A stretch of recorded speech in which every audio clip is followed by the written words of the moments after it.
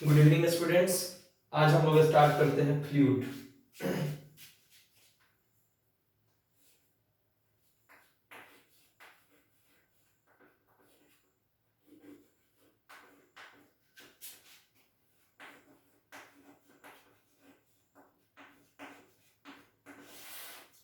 आज बच्चे हम लोग पढ़ेंगे फ्लूइड मैकेनिक्स। ये बहुत आसान चैप्टर है, बहुत मन लगेगा पढ़ने में। मैकेनिक्स आप लोग को बहुत अच्छे से पढ़ाए हुए हैं, आपको उसमें दिक्कत तो मेरे समझ से नहीं आना चाहिए। आप गौर करना, आपको समझ में आएगा। ये बहुत आसान चैप्टर है, आपको बहुत मजा आएगा पढ़ने में। ये फ्लूइड मैकेनिक्स थोड़ा इसमें लगाएंगे, बहुत अच्छे से समझ में आएगा। ठीक, वो आपको बात करें कि थर्मोडायनेमिक्स वगैरह हम पहले ही पढ़ा दिए हैं, तो पहले ही बहुत सारा बात का आपको पढ़ा चुके हैं, तो फील इस चैप्टर में बहुत अच्छे से आएगा। ठीक है, सबसे पहले बात करते हैं फ्लूइड होता क्या है। कोई पूछेगा फ्लूइड क्या होता है, तो पहले सिंपल भाषा में बात करें तो बोल सकते हैं व्हिच कैन फ्लो, वैसा चीज जो फ्लो कर सकता है। मतलब कोई पूछेगा फ्लूइड का मतलब क्या है, तो फ्लूइड का मतलब हम बोल सकते हैं कि फ्लूइड का मतलब हुआ व्हिच कैन फ्लो,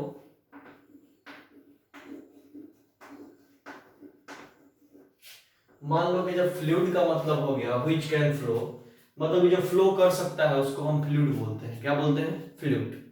फ्लूइड का सही मतलब क्या होता है कि फ्लूइड का मतलब होता है, सही से अगर बोला जाए तो फ्लूइड का मतलब होता है लिक्विड और गैस।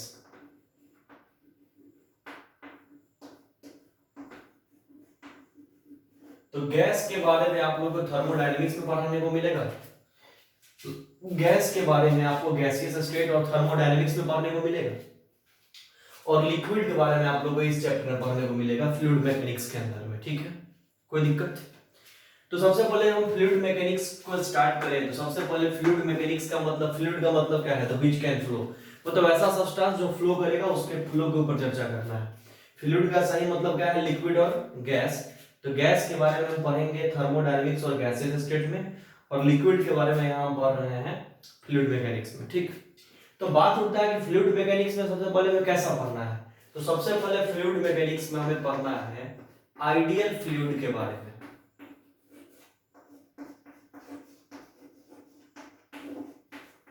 फ्लूइड मैकेनिक्स में हमें सबसे पहले पढ़ना है कौन फ्लूइड के बारे में? आइडियल फ्लूइड के बारे में।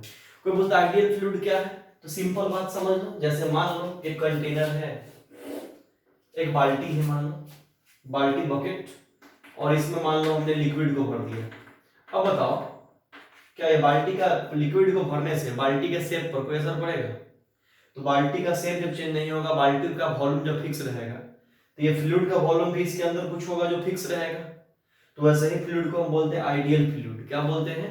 Ideal fluid. मतलब आइडियल फ्लूइड का मतलब कोई पूछेगा तो जवाब देना कि वैसा फ्लूइड जो कंप्रेस नहीं हो पाएगा, मतलब इसके अंदर जितना आना हो, ऐसा होता है क्या कि मान लो कि तुमको अगर एक बाल्टी पानी, मान लो कि तुम्हारे पास घर में एक बाल्टी है जिसमें तुम 5 लीटर पानी को अपने अंदर उस बाल्टी में रख सकते हो, लेकिन तुमको 15 लीटर पानी का जरूरी है, तो तुम ऐसा कर सकते हो क्या कि पानी को दबा दबा के कंप्रेस कर करके 5 लीटर में की जगह 15 लीटर को हटा दो? ऐसा है नहीं। मतलब वैसा फ्लूइड जो कंप्रेस नहीं हो पा रहा है, उसी फ्लूइड को हम क्या बोलेंगे? Ideal fluid. मतलब हम बोल सकते हैं कि वैसा फ्लूइड जिसका वॉल्यूम क्या होगा? फिक्स्ड होगा। वैसा फ्लूइड जिसका वॉल्यूम क्या होगा? फिक्स्ड होगा। वैसा फ्लूइड जिसको हम कंप्रेस नहीं कर पाएंगे, इसका डेंसिटी फिक्स होगा। मतलब कि वैसा fluid does not compressed, fluid does not compressed, मतलब ऐसा फ्लूइड जिसको हम कंप्रेस नहीं कर सकते हैं। बात समझ में आ रहा है? अगला पॉइंट, वॉल्यूम फिक्स्ड होगा, वॉल्यूम फिक्स्ड, और वॉल्यूम जब फिक्स्ड होगा तो डेंसिटी भी फिक्स्ड होगा।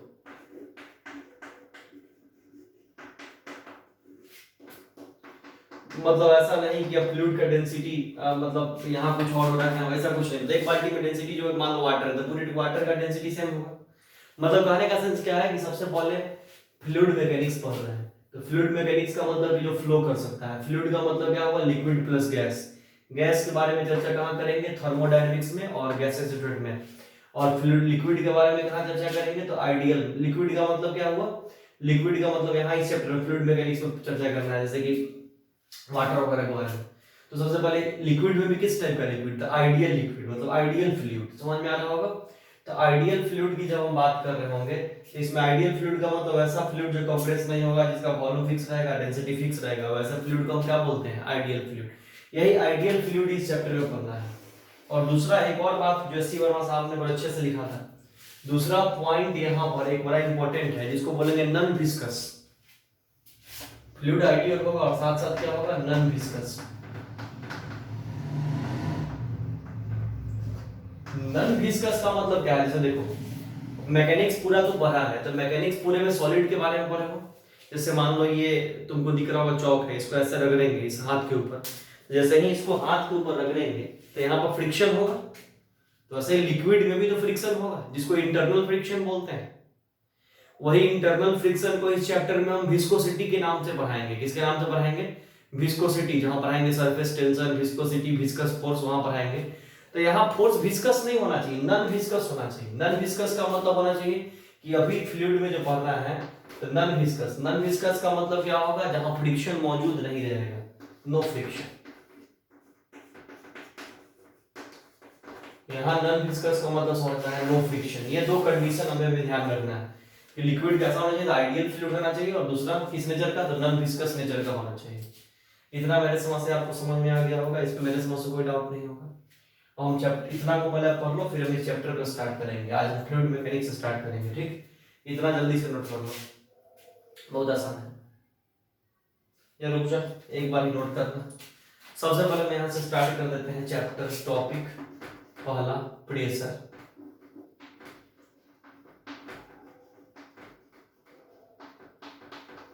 सबसे पहले बात करते हैं कि प्रेशर क्या है।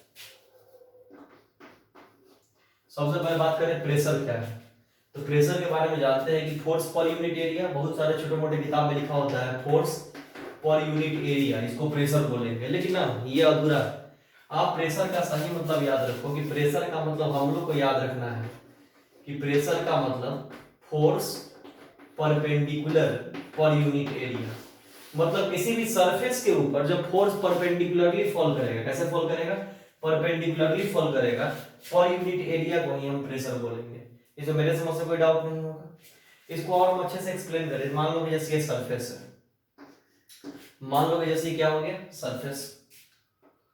इस सरफेस के ऊपर फोर्स मान लो ऐसे हमने दिया,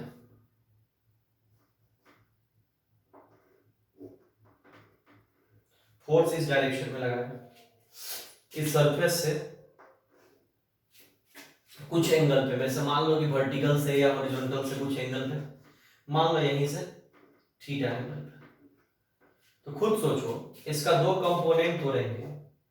एक फोर्स अगर F लगा रहे हैं तो इसका एक कंपोनेंट F cos थीटा हो जाएगा, और ये कंपोनेंट F sin थीटा हो जाएगा। तो पहले बताओ, प्रेशर बराबर सिंपल फोर्स बटा एरिया तो नहीं है। प्रेशर का मतलब है फोर्स परपेंडिकुलर बाय एरिया। मतलब जिस सरफेस के ऊपर फॉल कर रहा है उस सरफेस के परपेंडिकुलर होना चाहिए। तो खुद सोच, यहाँ इस सरफेस के परपेंडिकुलर फोर्स F का cos वाला कंपोनेंट या sin वाला कंपोनेंट। तो खुद सोचेगा कि sin वाला कंपोनेंट ही सरफेस से 90 डिग्री पे है, मतलब sin वाला कंपोनेंट ही यहाँ परपेंडिकुलर है। तो इस फिगर के अनुसार प्रेशर इक्वल टू क्या लिखेंगे? F sin theta by area, वो लिखेंगे। तो बहुत सारा ये इसको रट मत लेना। मान लो कि अगर एंगल चेंज करके थीटा यहाँ बदल देते तो इस फार्मूला में F sin थीटा की जगह F cos थीटा आ जाता। मतलब दिमाग में क्या रखना है कि जो भी फोर्स का कंपोनेंट, मतलब फोर्स का वह कंपोनेंट या खुद फोर्स सरफेस के जो परपेंडिकुलर होगा उसी को हम यूज करेंगे। मतलब प्रेशर का मतलब फोर्स परपेंडिकुलर बटा एरिया। मेरे समझ इसमें तो कोई डाउट नहीं होना चाहिए। अगर थीटा यहाँ है तो ये F sin, अगर यहाँ रहता तो ये F cos हो जाता, ये F sin हो जाता, तब यहाँ F cos थीटा लेते। ये बात समझ में आ रहा होगा। मतलब प्रेशर का मतलब force perpendicular per unit area, इसमें तो कोई डाउट नहीं है। मतलब फ्लूइड का मतलब हुआ व्हिच कैन फ्लो। फ्लूइड मतलब लिक्विड या गैस। गैस थर्मोडायनेमिक्स और गैसेस में पढ़ना होता है। लिक्विड के बारे में यहाँ पर है। लिक्विड में भी कैसा liquid? Ideal liquid, ideal fluid. Ideal fluid का मतलब कि वैसा फ्लूइड जो कंप्रेस नहीं होगा, जिसका वॉल्यूम फिक्स रहेगा, डेंसिटी फिक्स रहेगा। दूसरा कि नॉन विस्कस नेचर का होगा, मतलब कि इंटरनल फोर्स, यहाँ इंटरनल फोर्स ऑफ फ्रिक्शन क्या होगा यहाँ पे अभी जीरो मान करके स्टडी करेंगे, ठीक है। प्रेशर का मतलब क्या होगा? Force perpendicular per unit area. Force perpendicular का मतलब कि सरफेस के ऊपर जो फोर्स का परपेंडिकुलर कंपोनेंट होगा उसी को प्रेशर कैलकुलेट करने में यूज करेंगे। इसमें मेरे समझ में कोई दिक्कत नहीं हो रहा होगा, जल्दी इसको नोट करो।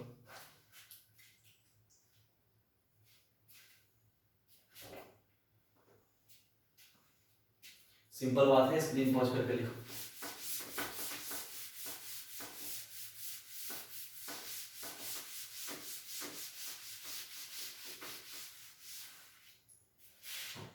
अब बात करते हैं क्या यहाँ पर कि प्रेशर के यूनिट की। जैसे मान लो कि कंटेनर है,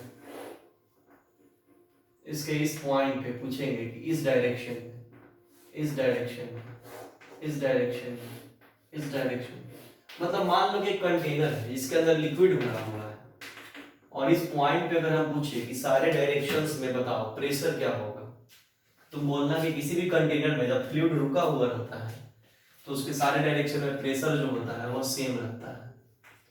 प्रेशर क्या रहता है? सेम। इस पे आगे हम डिटेल में चर्चा करेंगे, डरना मत, ठीक। यहाँ बात करें pressure equal to force perpendicular by area. Pressure equal to क्या हो गया? Force perpendicular by area. इसमें कोई दिक्कत नहीं होगा। तो यूनिट वगैरह चाहोगे तो क्या लिख लोगे? फोर्स का न्यूटन, एरिया का मीटर स्क्वायर, यानी इसका यूनिट हो गया न्यूटन पर मीटर स्क्वायर। इसी को दूसरे शब्दों में पास्कल बोलते हैं। इसी को दूसरे शब्दों में क्या बोलते हैं? पास्कल। मतलब प्रेशर का यूनिट क्या हो गया? न्यूटन पर मीटर स्क्वायर है, इसको क्या बोल दिए? पास्कल। अब बात होता है कि 1 एटीएम प्रेशर हम आगे तुरंत कैलकुलेट करवाएंगे एक लेक्चर के बाद। 1 एटीएम प्रेशर जब हम तुम लोग को एटमॉस्फेरिक प्रेशर यानी कि जब हम गॉग प्रेशर के बारे में पढ़ा रहे होंगे तो वहां पर हम 1 एटीएम को कैलकुलेट करना भी सिखाएंगे। समझ में आना है? फिलहाल के लिए तुम चाहोगे तो याद रख लोगे कि 1 एटीएम प्रेशर 1 × 10⁵ के आसपास होता है, ठीक है। 1 × 10⁵, ठीक है। मतलब चाहोगे तो 1 एटीएम इक्वल टू 1 × 0.3 होता है, तो 1.03 होता है इंटू 10⁵ पास्कल होता है। आगे हम खुद कैलकुलेट करवा देंगे, डाटा उतना याद हो रखते नहीं। बात समझ में आ रहा होगा? हाँ, मान लो कि वॉल्यूम की बात करोगे तो वॉल्यूम तुम लोग को 1 लीटर में दिया रहेगा, इसको मीटर क्यूब में बदलना होगा तो 10⁻³ से मल्टीप्लाई कर दोगे, यानी 1 litre equal to 10⁻³ metre cube. ये सब कुछ बात इसलिए याद रख लो कि आगे क्वेश्चन बनाओगे तो काम देगा, ठीक है। यूनिट पास्कल हुआ, 1 एटीएम प्रेशर इक्वल टू इतना पास्कल, वॉल्यूम को इतना है। सब बेसिक बात है, इसमें तो कोई दिक्कत नहीं होगा। अब हम टॉपिक स्टार्ट करते हैं, इसको लिख लो पहले।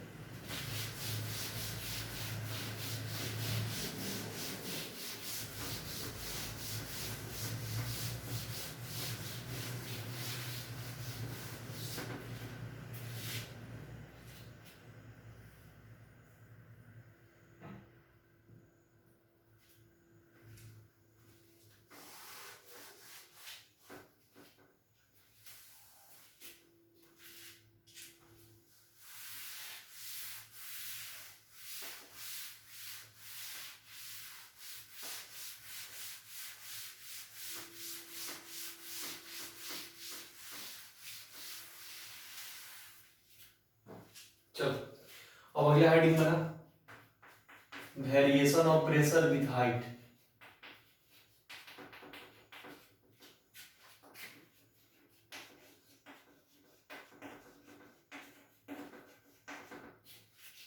Variation of pressure with height. Height या डेप्थ, वही बात है। चलो, अब variation of pressure with height या डेप्थ हम लोग को निकालना है, बड़ा सिंपल टॉपिक है। जो बच्चे को मैकेनिक्स आ रहा होगा उसको मेरे समस्या में यहाँ पर कहीं कोई दिक्कत नहीं होना चाहिए, ठीक है। अब तुम लोग गौर करोगे, मान लो एक कंटेनर ले लिए,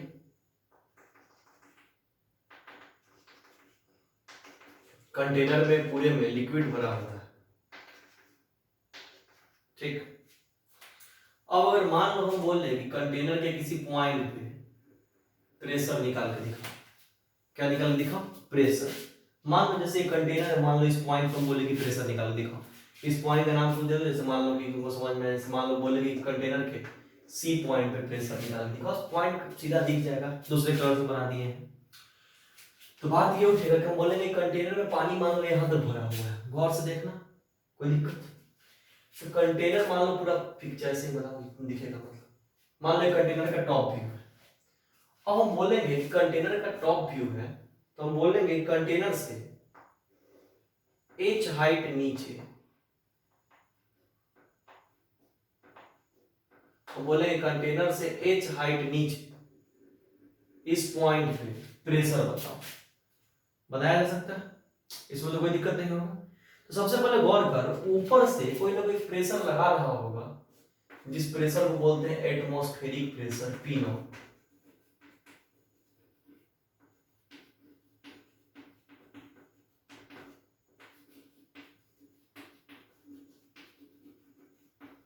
मतलब इसको बोल सकते हैं एटमॉस्फेरिक प्रेशर P नॉट, इसमें मेरे समझ से कोई दिक्कत नहीं होगा। इस पानी के डेंसिटी को बोल सकते हैं रो, और हाइट h दिखाई दिए हैं, इसमें मेरे समझ से कोई दिक्कत नहीं होगी। अब खुद सोच कि जैसे ही हम बोलेंगे कि इस पॉइंट का प्रेशर बता, इस पॉइंट के प्रेशर का नाम तो कुछ दिया जा सकता है। मान लो इस पॉइंट के प्रेशर का नाम दे दिए P और बोले इसका वैल्यू कैलकुलेट करो, ठीक। तो सोचो, इसको कैलकुलेट करने के लिए कुछ नहीं करेंगे, हम मान लेंगे कि छोटा सा हम एक सिलेंडर बना लेंगे,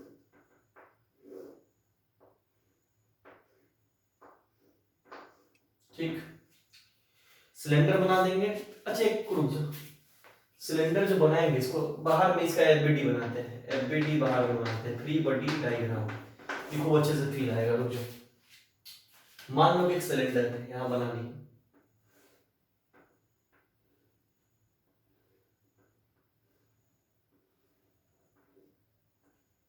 ये हाइट को हमने h नाम दे दिया,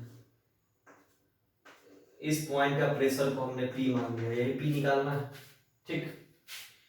तो खुद सोच, ऊपर से फोर्स बराबर क्या होगा, प्रेशर बराबर फोर्स बटा एरिया, तो यहाँ फोर्स बराबर प्रेशर इनटू एरिया। तो सोच, ऊपर से एक फोर्स एटमॉस्फेरिक प्रेशर का, एरिया दोनों फेस का ए है, तो ऊपर से एटमॉस्फेयर जो है वो तो नीचे की तरफ ही प्रेशर, एटमॉस्फेयर इसको नीचे की तरफ ही प्रेशर देगा। तो मान लो कि ऊपर से नीचे P नॉट ए काम कर रहा होगा, मतलब ये फोर्स एटमॉस्फेरिक प्रेशर के लिए जो फोर्स होगा वो ऊपर से नीचे लग रहा होगा, इसमें मेरे समझ से कोई दिक्कत तो नहीं होना चाहिए। अब इस पॉइंट के प्रेशर को हमने P अगर नाम दिया, तो ये भी एक फोर्स ऊपर की तरफ दे रहा होगा, अपवर्ड फोर्स। तो क्यों ऐसा लगा रहे हैं, खुद सोच कि इधर से मान लो जितना फोर्स लगाएंगे, इधर से जितना लगाएंगे, मान लो कि 5 न्यूटन इधर से भी 5 न्यूटन इधर से भी, तो नहीं इधर जाएगा नहीं इधर जाएगा, अपने जगह पे मेंटेन रहेगा। तो फ्लूइड मेरा रेस्ट में है, इसलिए नीचे से भी ऊपर की तरफ उतना ही फोर्स काम करेगा। तो मान लो नीचे वाले प्रेशर को P नाम देंगे, क्योंकि ऊपर से तो था एटमॉस्फेरिक था, तो PA ऊपर काम कर रहा है, मतलब ये भी फोर्स ऊपर काम करेगा। इस बार फोर्स फोर्स लिख रहा है, ऐसे हम PA लिखेंगे, समझ लेना कि फोर्स लिखे हैं, ठीक। और एक बात और, कि फ्लूइड्स का अपना कुछ मास होगा, तो नीचे के डायरेक्शन में mg भी काम करेगा, खुद सोच। तो एफबीडी से ये और ये नीचे डाउनवर्ड डायरेक्शन में है, और ये ऊपर की तरफ, इक्वेशन क्या बनेगा, P not A plus mg equal to P, P not A plus mg equal to P। इसमें मेरे समझ से तो कोई दिक्कत नहीं होगा, इतना समझ आ रहा है। अब बात करते हैं मास। तो डेंसिटी, मास डेंसिटी बराबर, इसे बेसिक बातें जानते होंगे, डेंसिटी बराबर मास बाय वॉल्यूम होता है। तो खुद सोचो, मास इक्वल टू डेंसिटी को रो से डिनोट करते हैं और वॉल्यूम को भी, सभी बताना तो नहीं पड़ना चाहिए। तो यहाँ मास इक्वल टू रो, और वॉल्यूम के जगह पर area into height, rho A H हो जाएगा, यानी मास के जगह पर रो ए एच लिख सकते हैं। तो यहाँ पुट कर देंगे अगर, तो क्या होगा, P not A plus rho A H G, mass के जगह इतना रख दिए जी, और इक्वल टू P ए। खुद सोच लो, यहाँ ए कॉमन करके उड़ जाएगा, तो P इक्वल टू क्या आएगा, P इक्वल टू आएगा P not plus rho G H. मतलब इस पॉइंट का प्रेशर निकल गया, जो कितना आ गया, तो P not plus rho G H. इतना समझ में आ रहा होगा, इसमें मेरे समझ से तो कोई दिक्कत नहीं होना चाहिए, ये बात आपका क्लियर है। बहुत सिंपल तरीके से सिंपल एक्सप्लेनेशन हमने निकाला है, इसमें मेरे समझ से कोई दिक्कत नहीं होना चाहिए। अब मान लो कि इसके ग्राफ को अगर मान लो हम तुमको बोले कि पहले इस पॉइंट का प्रेशर इतना हो गया, ठीक, कोई दिक्कत, अब तुमको चाहे तो हम ऐसे ही बोल सकते हैं कि इसको निकाल के दिखो, आगे चल के बात करेंगे थोड़ा बहुत। अभी लेकिन अभी बोले कि तुमको इस इक्वेशन को देखो और एक ग्राफ बना के बताओ प्रेशर वर्सेस हाइट का।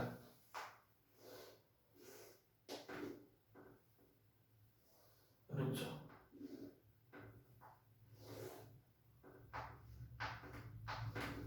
मान लो प्रेशर है और ये हाइट है, हम बोले प्रेशर वर्सेस हाइट का ग्राफ बना के दिखाओ, तो ग्राफ बहुत अच्छे से पढ़ाए हैं, y बराबर mx प्लस सी mx माइनस सी, ये सब तो पढ़े। तो इस इक्वेशन को पहले लिख लेगा बच्चा, ये क्या आया हुआ है, p equal to P naught plus rho G H, p equal to क्या है, P naught plus rho G H, equation बैठा दो, y इक्वल टू मतलब रो जी एच प्लस, ऐसे लिखो rho G H plus P not, उसे लिखने से तो फर्क नहीं पड़ेगा, 2 + 3 या 3 + 2 तुमको समझाने में बन जाएगा। y इक्वल टू जैसे मान लो इसको m इसको x प्लस सी, मतलब कि ये वाला जो है हमारा, ये हमारा स्लोप हो जाएगा और ये हमारा इंटरसेप्ट हो जाएगा।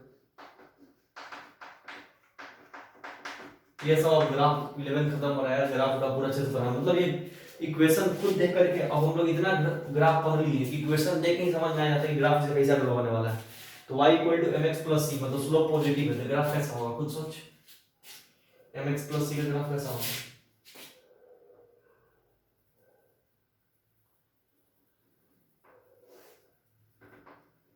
ऐसे आगे डॉट डॉट करके बना सकते हो, मतलब तुमको दिख जाएगा कि स्लोप पॉजिटिव एक्स से एंटी क्लॉक मेजर करोगे तो ये स्लोप जो होगा, ये स्लोप क्या हो जाएगा, रो जी एक्स यानी एच, और ये इंटरसेप्ट हो जाएगा, जो इंटरसेप्ट क्या हो जाएगा, पी नॉट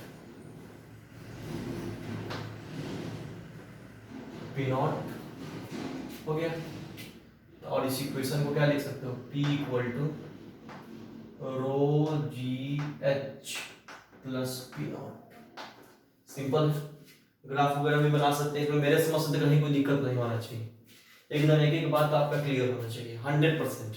अब मान लो तुमको हम लिखने के लिए डायरेक्ट बोल दे, जैसे मान लो हम तुमको बोल दें कि एटमॉस्फेरिक प्रेशर जो हम लोग लेते थे पी नॉट, जैसे वहाँ पी नॉट लिए हैं, मान लीजिए कि हम बोल दें कि हमारा पी नॉट जो है उसको हमने P2 से डिनोट किया है, किससे डिनोट किया है, P2 से, और बोले क्या कि इस पॉइंट पे जो प्रेशर P होता था उसको हमने P1 से डिनोट किया है, बोलेंगे इक्वेशन लिख के दिखाओ, तो इस पॉइंट का प्रेशर नहीं बता दोगे, और हाइट इसका अगर h मान ले, ये बीच के गैप को अगर हाइट को h मान ले तो बता इस पॉइंट पर नहीं निकाल सकते हो, तो क्या लिखोगे, P इक्वल टू क्या आया हुआ है, P naught plus rho G H, तो यहाँ पर क्या लिख लोगे, P के जगह पर P1 equal to P2 plus rho G H, तो इसको इधर ले जाओगे तो इसको ऐसे भी लिख सकते हो, P1 minus P2 equal to rho G H, ऐसे लिख सकते हो कि नहीं, P1 minus P2 equal to rho G H, इसमें मेरे समझ से कोई दिक्कत नहीं होगा, ये बात तो 100% है, मेरी एक बात क्लियर होगा। अब P1 माइनस P2 मतलब चेंज इन प्रेशर को चाहे तो डेल P भी लिख सकता है, तो डेल P अगर लिख सकता है तो लास्ट वाले को ऊपर लिख देते हैं, इस इक्वेशन को हम ऐसे भी लिख सकते हैं कि del P equal to rho G H,